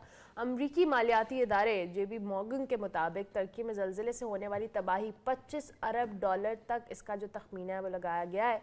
और यूनिसेफ के तर्जुमान का कहना है कि होलनाक ज़लज़ले से पहले से मुश्किलात में घिरे शाम के बच्चे ज़्यादा मुतासर हुए हैं। बच्चों को पानी, खुराक, कपड़ों के अलावा नफ्सियाती इलाज की ज़रूरत है। और साथ साथ मज़ीद जो मरकज़ी बैंक है तुर्की के, उन्होंने $1.5 अरब से ज़ायद जो रकम है वो ज़लज़ले से मुतासर इलाकों में खर्च करने का ऐलान भी किया है। दूसरी जानिब जो तुर्की की आवाम है उसने मुतासरीन के लिए अब तक $6.1 मिलियन का चंदा जमा किया है। दूसरी जानिब मलेशिया के जो वज़ीर आज़म हैं उन्होंने भी तुर्की का दौरा किया। मुतासरीन के लिए $11.4 मिलियन की इमदाद का भी ऐलान किया। बिल्कुल, अनवर इब्राहिम साहब मलेशिया के वज़ीर आज़म, उन्होंने $11.4 मिलियन की इमदाद का ऐलान किया। अमरीकी वज़ीर ख़ारजा इतवार को दौरा करेंगे। दूसरी जानिब वज़ीर आज़म शहबाज शरीफ भी तुर्किया के दौरे पर हैं। उन्होंने ट्वीट भी किया इस हवाले से, और हुकूमत पाकिस्तान ने यह मौक़िफ़ इख्तियार किया है कि तुर्क अवाम के साथ इज़हार यकजहती के लिए वज़ीर आज़म शहबाज शरीफ वहाँ पर पहुँचे हैं। दूसरी जानिब पाकिस्तान ने और प्राइम मिनिस्टर ने एक रिलीफ फंड भी कायम किया था, जिसके तहत लोगों से अपील की गई है कि वो कंट्रीब्यूट करें ताकि तुर्क अवाम की मदद की जा सके। मुश्किल की इस घड़ी में हमारी वंस अगेन बहुत दुआएं हैं उन अवाम के लिए, उन सभी लोगों के लिए जो कि इस आफत से अल्लाह उनकी मुश्किलें आसान करे। प्रोग्राम में आगे बढ़ते हैं और अब आपको दिखाएंगे हमारा सेगमेंट फ्लैग्स, जिसमें सना हुमायूं गई हैं एक कॉन्फ्रेंस में जो कॉम्स्टेक ने कॉन्फ्रेंस अरेंज कराई है। उस कॉन्फ्रेंस का हवाल बता रही हैं आज के सेगमेंट फ्लैग्स में। हेलो अस्सलाम वालेकुम, वेलकम टू फ्लैग्स। और इस वक्त मैं आज मौजूद हूँ एक कॉन्फ्रेंस में जो कि ऑर्गेनाइज़ की है कॉम्स्टेक ने, जिसका नाम है science communication and community engagement, जिसका मतलब है कि आपकी जो मुश्किल से मुश्किल तरीन साइंस और टेक्नोलॉजी से रिलेटेड टर्मिनोलॉजीज़ हैं उनको आम आवाम तक आसान लफ्ज़ों में किस तरह से पहुंचाया जा सकता है ताकि हम क्लाइमेट चेंज या ग्लोबल वार्मिंग जैसे जितने भी माहौलियात से मुतालिक जितनी भी तब्दीलियां या जितनी भी मसाइल हमारे दुनिया भर में मौजूद हैं वो आम आवाम उनमें कैसे पार्टिसिपेट कर सकती है और उनको कैसे आगाही दी जा सकती है।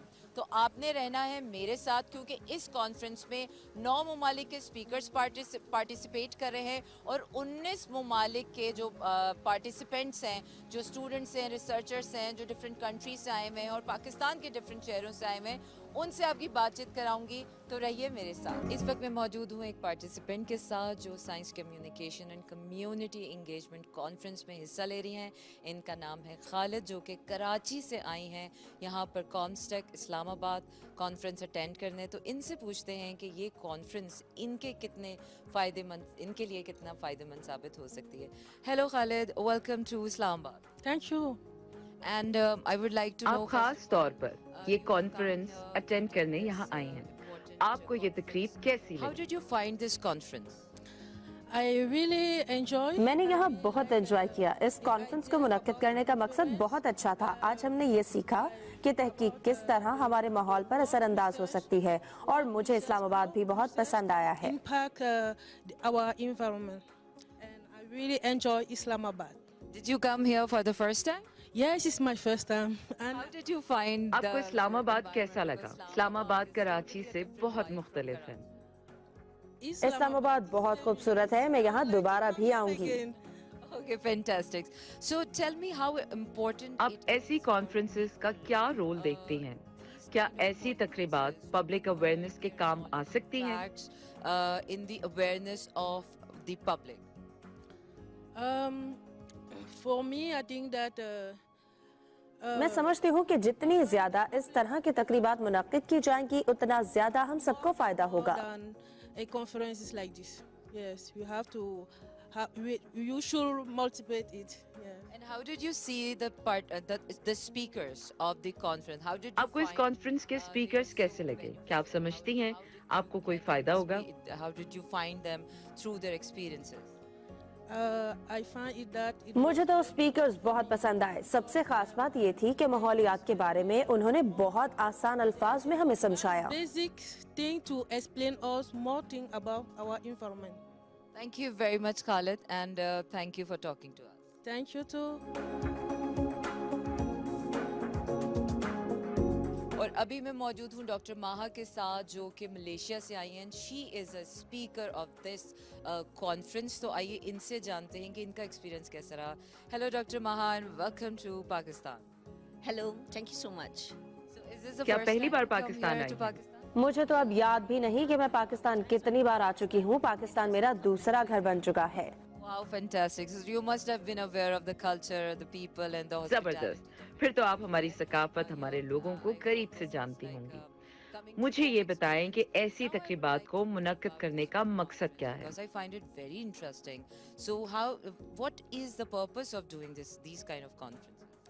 I think this conference, it is organized when the world is facing multiple challenges. ये तकरीब उस वक्त मुनक्किद की गई है जब पूरी दुनिया मुख्तलिफ मसाइल में घिरी हुई है।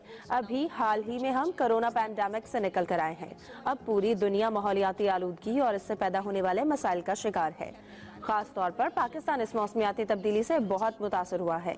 इसके अलावा फूड इनसिक्योरिटी भी एक बहुत बड़ा मसला है। इन सब मसाइल के पेश नज़र साइंस, टेक्नोलॉजी और इनोवेशन ही हमें इनका हल तलाश करके दे सकती है। लेकिन सवाल ये है कि हम लोग साइंसी जिद्दत को लोगों तक मुतारिफ कैसे करवाएं? किस तरह हम लोग इन्वेस्टर्स और मीडिया की तवज्जो हासिल करें? इसके लिए मैं आप जैसे मीडिया के दोस्तों से ही गुजारिश कर सकती हूँ कि साइंस बेस्ड खबरों को ज्यादा से ज्यादा रिपोर्ट करें। मैं नौजवानों से ये भी दरख्वास्त करना चाहती हूँ कि साइंसी इल्म में अपना किरदार जरूर अदा करें। जब नए लोग इस फील्ड में आएंगे तो हमें ऐसे मसाइल का हल तलाश करने में मदद मिलेगी। इन सब चीजों के लिए जरूरी ये है कि साइंस आम लोगों तक मुतारिफ करवाई जाए। इस वर्कशॉप का यही मकसद है। So to do all these things, science has to be communicated effectively, and that is the purpose of this workshop. Fantastic. I would like to know the आपको यहाँ लोगों का रिस्पांस कैसा लगा? How did you find it? Well, we had a mix of participants. We इस had तकरीब में मुख्तलिफ फील्ड्स के लोगों ने शिरकत की। असातिज़ा, स्कॉलर्स और अंडर ग्रेजुएट स्टूडेंट्स इस तकरीब में शामिल थे। इन सब के लिए ये वर्कशॉप बहुत मुफीद रही, क्योंकि इस तकरीब में हम लोगों ने इन्हें ये बताया कि अपनी लेबॉर्ट्री से बाहर निकलें और साइंसी इल्म को लोगों तक लेकर जाएं। इस फील्ड में चैलेंजेस जरूर हैं, लेकिन हम ये कर सकते हैं। शुरका ने बहुत अच्छा रिस्पांस दिया है। but then they are receiving it with very positive perception, and I feel like they are ready to participate and engage with the society. Thank you very much, Dr. Maha, for your beautiful and kind words and informative. और इस वक्त मैं मौजूद हूँ बहुत सारे participants के साथ जो कि मुख्तलिफ ममालिक से इस कॉन्फ्रेंस में शिरकत करने आए हैं। आइए इनसे जानते हैं कि कौन कौन सी कंट्री से आए हैं और ये कॉन्फ्रेंस इनके लिए कितनी मुफीद साबित होने वाली है। Hello, Hi, welcome to Pakistan. thank you so much. And what's your name? Alfie, Which country are you from? I'm from Indonesia. Indonesia. And do you live here in Islamabad? No, actually, we नहीं, are हम कराची में रहते the हैं। ICCBS guest house. Yeah. Fantastic. So which subject do you study? I'm studying about मैं the biology और neuro science पढ़ रही हूँ। I'm studying about neuroscience. So how आपको have ये you found कॉन्फ्रेंस this कैसी लगी? conference? Actually, we are it is second time ये हमारी for us दूसरी कॉन्फ्रेंस है। Comstech for the conference, because maybe it's a relate for the ICCBS and Comstech. So for that, we are know about it. Fantastic. Hello. Hello, What's your name? my name is Arta. And which country are you from? I'm from Indonesia. Okay, I recently मैं हाल traveled he to में Indonesia से Your country होकर is आई हूँ। beautiful. आपका मुल्क बहुत खूबसूरत Okay, है। so what do you study here? I'm currently studying chemistry. Okay, and you're also from Karachi? Yes, from ICCBS.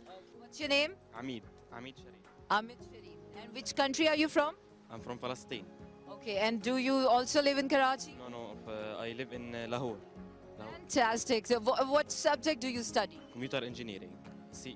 Okay, and how did you find this conference आपको conference is public going dealing to सिखाने में help you कितनी कारआमद साबित get हुई? aware to the public?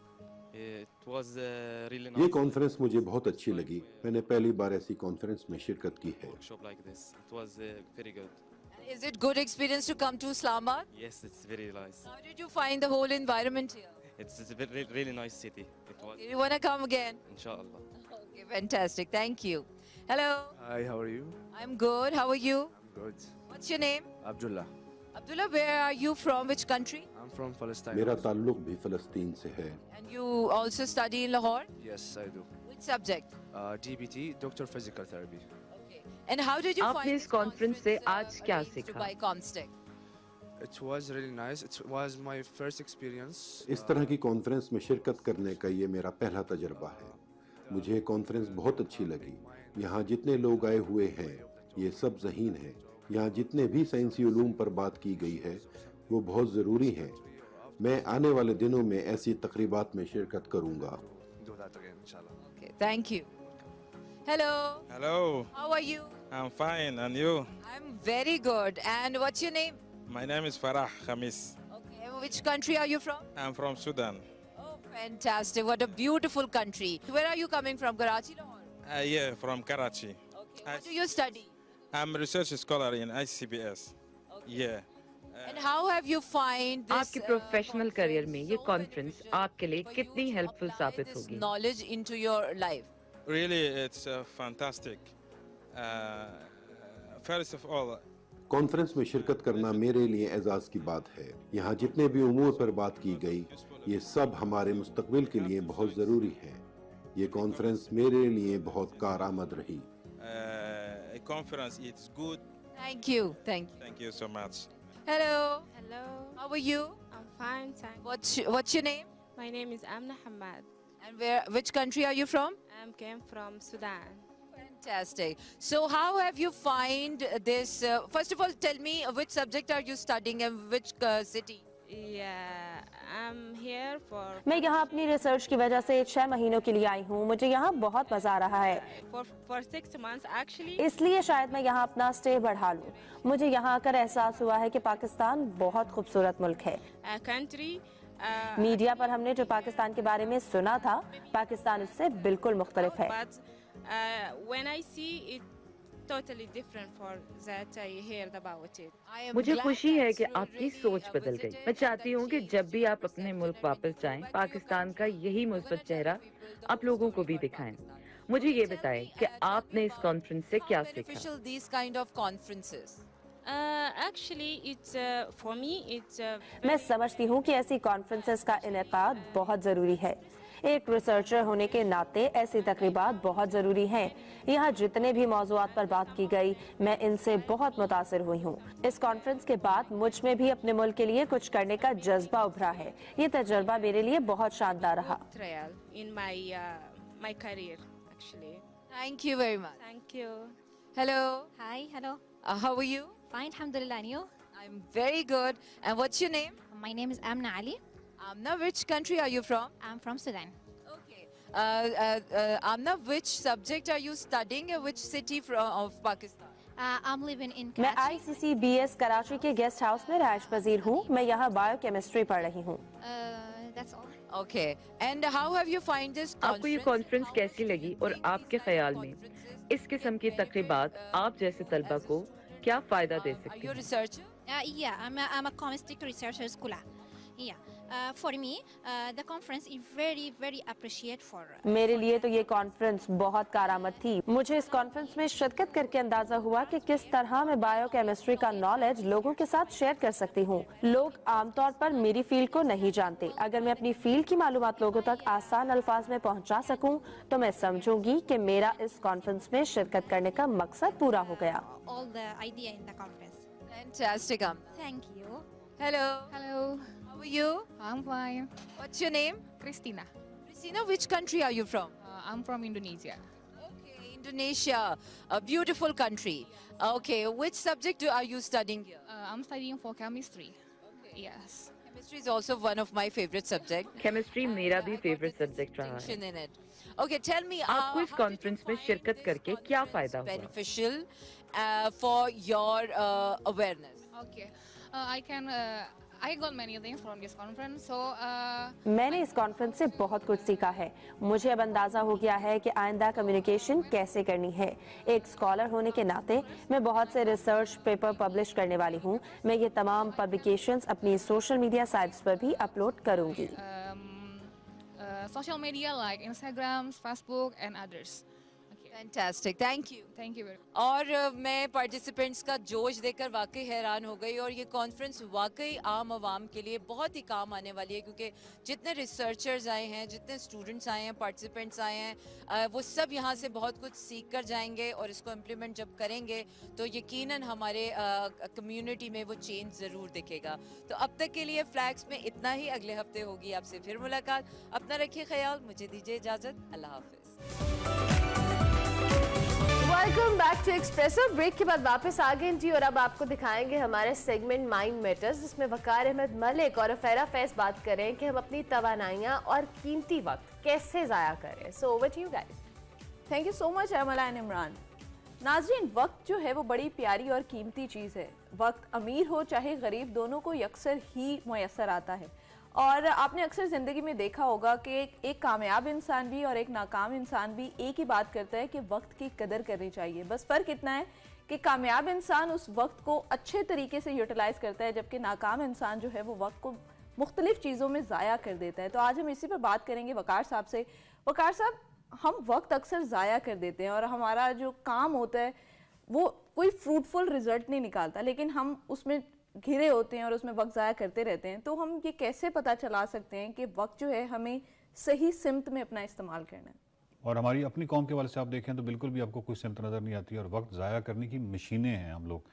और इस हवाले से मैंने तो बहुत अरसा पहले एक स्टीवन आर्कोवी की बड़ी खूबसूरत किताब है 7 हैबिट्स के हवाले से, उसमें एक चीज़ पढ़ी थी और मैंने बड़ा, यानी अभी भी गांव में जाता हूँ जहाँ पे जितने भी लोग पॉलिटिक्स वगैरह पे बहस कर रहे होते हैं या इस तरह के इशूज़ पे बहस कर रहे होते हैं जिनका उनकी पर्सनल डेवलपमेंट से कोई बहुत बराह रास्त ताल्लुक नहीं होता, तो अमूमन उनको यही कहता हूँ कि यार खुदा के लिए इस चीज़ को वाज़े कोई तकसीम कर लो। और वाज़े तकसीम जो है वो स्टीफन ने बड़ी खूबसूरत बताई है और अगर आप उसको अडॉप्ट कर लें तो बहुत ही आप प्रोडक्टिव हो सकते हैं। और ये जितनी भी ऐसी चीज़ें हैं जहाँ पे अपनी एनर्जी ज़ाया करते हैं तो आपको बड़े वाज़े तकसीम नज़र आ जाती है कि अच्छा ये वो चीज़ है यहाँ पे एनर्जी मेरी ज़ाया होगी, कोई फ़ायदा नहीं है, यहाँ पे जो है कोई डेवलपमेंट है या कोई मामला है। तो इस सिलसिले में उसने बेसिकली ये किया था कि दो अपनी जो भी एक्टिविटीज़ किसी भी फ़र्द की रोज़मर्रा की होती हैं उसने दो हिस्सों में उसको तकसीम किया था। एक है सर्कल ऑफ इन्फ्लुएंस और एक है सर्कल ऑफ कंसर्न। ठीक है, अब सर्कल ऑफ इन्फ्लुएंस जो है वो ऑफ कोर्स सर्कल छोटा सर्कल होगा। ठीक है, सर्कल ऑफ कंसर्न जो है वो ज़रा बड़ा सर्कल होगा। सर्कल ऑफ इन्फ्लुएंस वो है जो कि वो चीज़ें, वो वेरिएबल्स, वो चीज़ें जो कि आपके इन्फ्लुएंस में हैं। ठीक है, आप उनको चेंज कर सकते हैं। बड़ी सादी सी बात है कि कोई भी ऐसी चीज़, कोई भी ऐसी एक्टिविटी, कोई भी ऐसा शौक, कोई भी ऐसी बात जिसको एक्चुअली आप चेंज कर सकते हैं, जिसको आप चेंज कर सकते हैं, वो सर्कल ऑफ इन्फ्लुएंस है। ठीक है, आप क्योंकि उस पर इन्फ्लुएंस्ड है।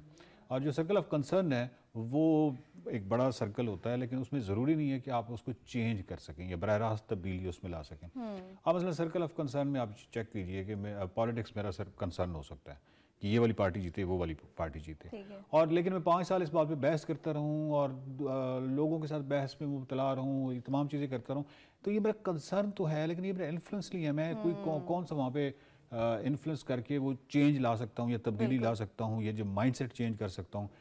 तो हर वक्त इस तरह की गुफ्तगू जो है, या इसी तरह मिसाल के तौर पे वेदर है।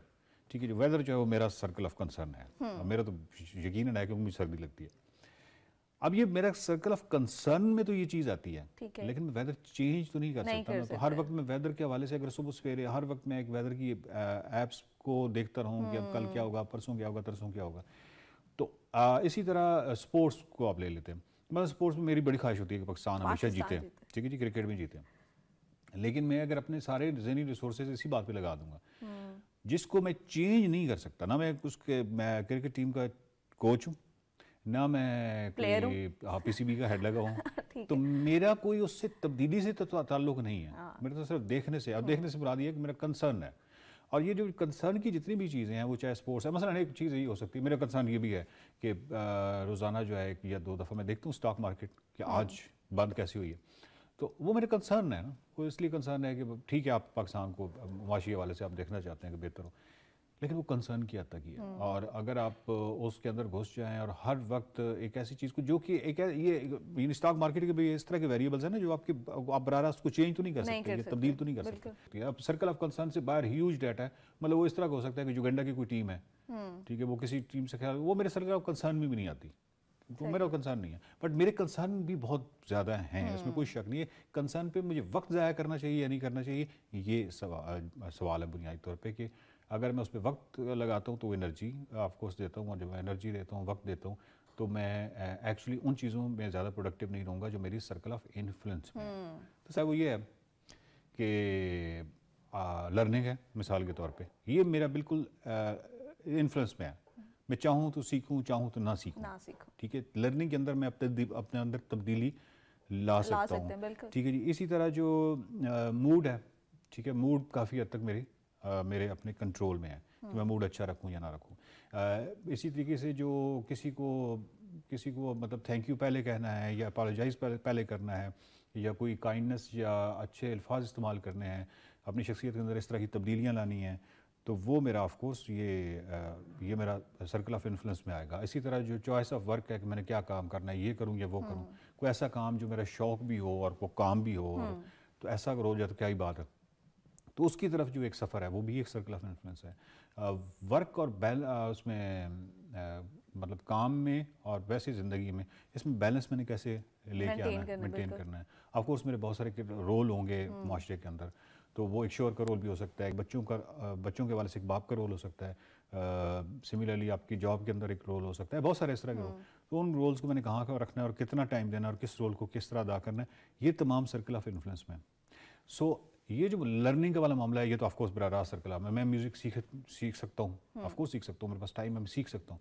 और अगर मैं ये फैसला करता हूँ मैं सीखना चाहता हूँ और उसके बाद मैं 2-3 महीने लगा के मैं कोई एक इंस्ट्रूमेंट सीख जाता हूँ, तो ये मेरी पर्सनल डेवलपमेंट है। इस तरफ फिजिक्स है, केमिस्ट्री है, बायोलॉजी है, साइकोलॉजी है, कॉस्मोलॉजी है, ये तमाम चीज़ें जो हैं लर्निंग के वाले से अगर देखा जाए तो ये मेरे सर्कल ऑफ इन्फ्लुएंस के अंदर आती है। ठीक है, सो ये बुनियादी फ़र्क है कि मैं हमेशा इसलिए वो दोस्तों को और हर जगह ये इसलिए पीटता हूँ कि यार आप अपना ज़्यादा फोकस जो है सर्कल ऑफ इन्फ्लुएंस पे रखें। सर्कल ऑफ कंसर्न, आपकी 90% जो मुबाहिस हैं आपके 90 वहाँ वो कंसर्न से रिलेटेड है, जिसको आप चेंज उस तरह नहीं कर सकते बराह रास्त। अच्छा, बड़ी इंटरेस्टिंग एक चीज़ ये होती है कि किसी भी महफिल में आप देखें जहाँ पर सेंटर ऑफ कंसर्न के टॉपिक डिस्कस हो रहे होंगे जिसमें पॉलिटिक्स आ जाता है, जैसे आपने बात की, वहाँ पर ज़्यादा मजमा होता है, वहाँ पर लोग इंटरेक्टिव बहुत ज़्यादा होते हैं। लेकिन अगर किसी ऐसी जगह पर आप बैठे हो जहाँ पर सेंटर ऑफ इन्फ्लुएंस की बात कर रहे हो, जहाँ पर खुद को तब्दील करने की, खुद को डेवलप करने की बात हो, वहाँ पर लोगों का हमें रश नज़र नहीं आता। उसकी वजह यह है ना कि बड़ी वाज़ेह और बड़ी सादा सी वजह है, क्योंकि सर्कल ऑफ कंसर्न जो है उसके अंदर आपके अंदर कोई बराह रास्त रिस्पॉन्सिबिलिटी नहीं होती। रिस्पॉन्सिबिलिटी एक पेन है ना, हमें क्यों, हमें बात ही करनी है, आपका बात ही करनी है।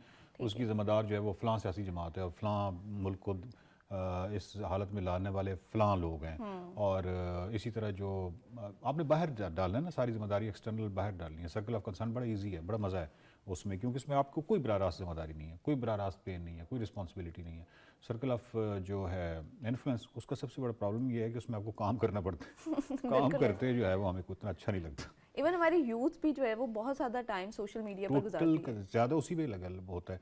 आप सोशल मीडिया पे भी आप अगर देख लें तो सोशल मीडिया पे जो कंटेंट है उसको भी आप तकसीम कर सकते हैं कि ये कंसर्न में आता है और ये इन्फ्लुएंस में आता है। तो कोशिश तो सोशल मीडिया को इस तरह इस्तेमाल करना चाहिए, बट आम ओवरऑल ज़िंदगी को भी ऐसे इस्तेमाल करना चाहिए कि जिसमें इन्फ्लुएंस जो है उसको ज़्यादा से ज़्यादा उसको बरोकार ला के प्रोडक्टिव होगा जाए। ठीक है वकार साहब, जो लोग कंसर्न बहुत ज़्यादा हैं इन चीज़ों को लेकर, वो इन्फ्लुएंस की तरफ किस तरह से आ सकते हैं? क्या स्टेप्स हैं जिनको फॉलो करके वो अपनी अटेंशन डाइवर्ट कर सकते हैं?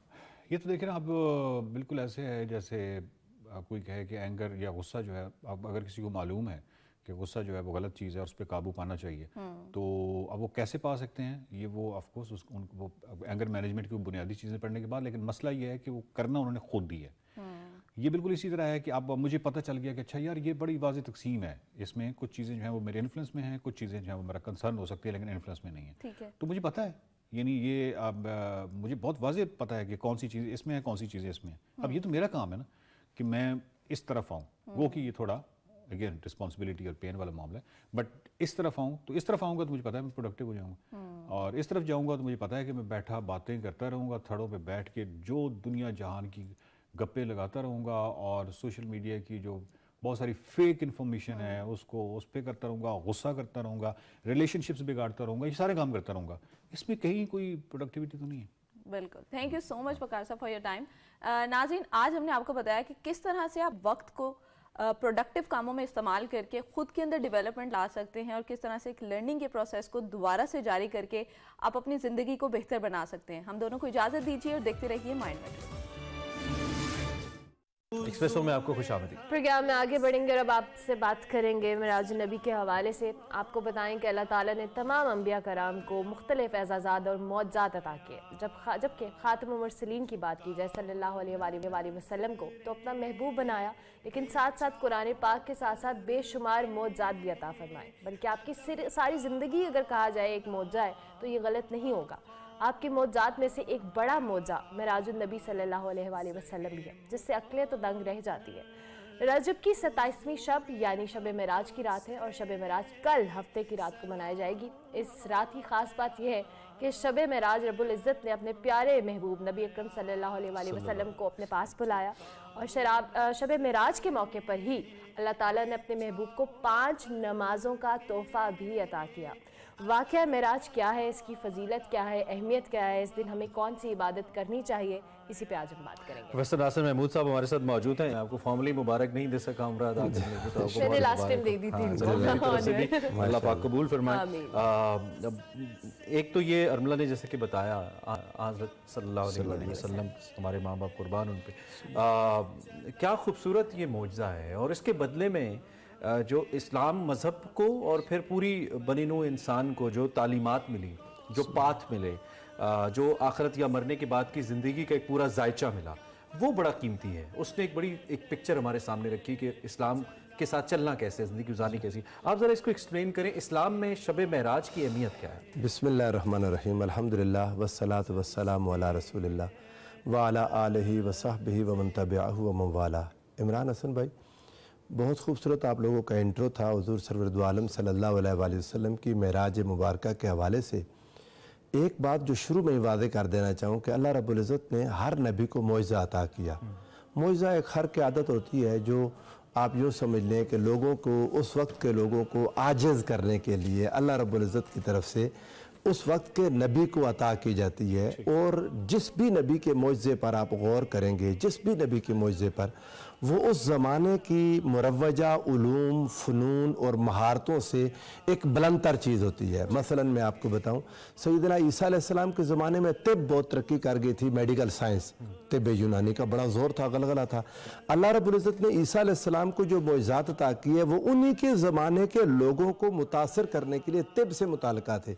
मसलन आप किसी मादरजाद अंधे को आँखें दे देना, ये मुमकिन नहीं था उनके पास। वो नाबीना जो हो जाता था उसका इलाज करने लग गए थे, लेकिन कोई पैदाइशी अंधा हो उसकी आंखें बहाल हो जाना, कोड़ और बर्स के मुमकिन का मुमकिन हो जाना, जी हाँ, कोड़ और बर्स के मरीजों का ठीक हो जाना, हत्ता के मुर्दा को जिंदा कर दिया, क्या खा के आए क्या छोड़ के आए वो बता दिया। यानी उस जमाने के जो ट्रेंड्स थे उनसे कोई ऐसी ऊपर की चीज़ देना कि लोग कहें कि वाकई कमाल है, ये कोई ऐसा इंसान है जो हम सबसे बरतर, बालातर और आला है।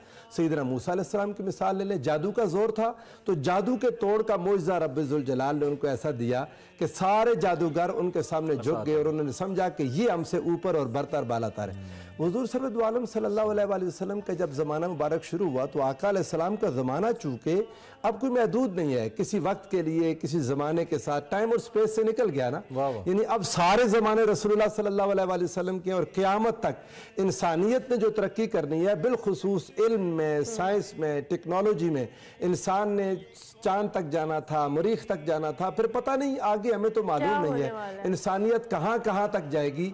तो इंसान जहाँ भी जाए अपने नबी के कदम उससे आगे देखे। ये मौका, ये मुअज़्ज़ा मेराज उसके लिए था कि इंसान तरक्की करता करता जहाँ भी चला जाए अपनी बुलंदी की मेराज तक पहुंचे तो देखे कदम मुस्तफ़ा उससे आगे सल्लल्लाहु अलैहि वसल्लम। बिल्कुल। तो ये अच्छा, एक जो क्योंकि मैंने कुछ मुज़ाकरे देखे हैं जिसमें कुछ गैर मुस्लिम लोग और इस्लाम के जो उलमा हैं उनकी जब बातचीत होती है तो वाक़ई मेराज के हवाले से जारी बात है, अकली तौर पे, शौरी तौर पे कबूल करना इसको मुमकिन नहीं है, लेकिन अल्लाह रब्बुल इज़्ज़त की तरफ से एक अता थी और हम इसको मौजज़ा कह रहे हैं।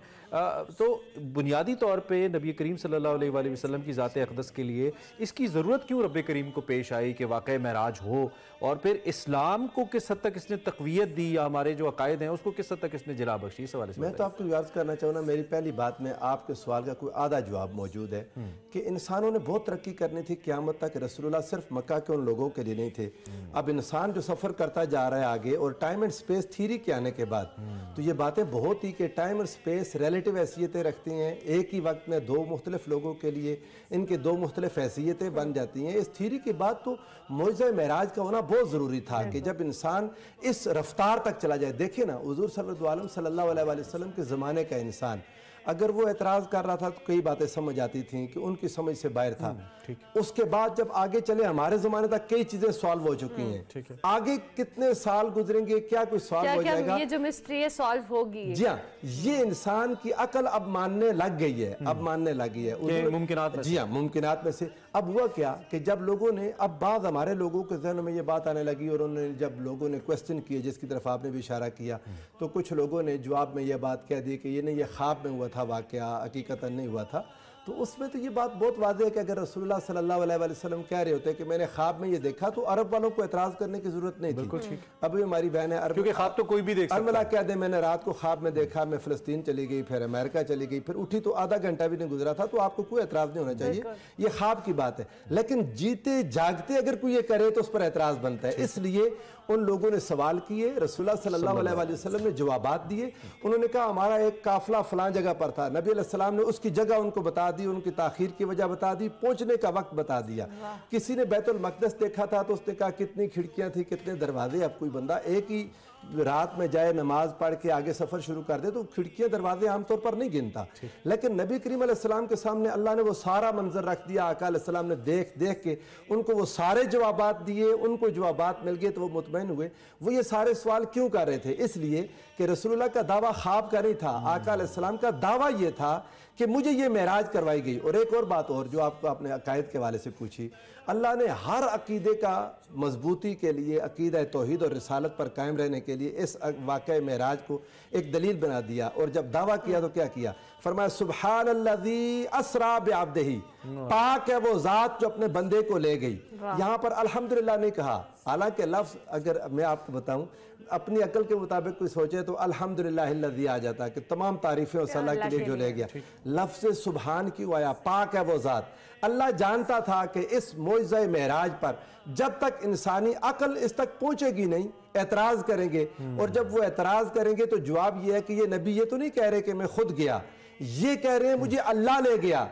और अगर तुम अल्लाह पर एतराज करो तो सुभान अल्लाह जी, वो अल्लाह पाक है, हर एतराज से पाक है, हर नुक्ताचीनी से पाक है, हर कमजोरी से पाक है।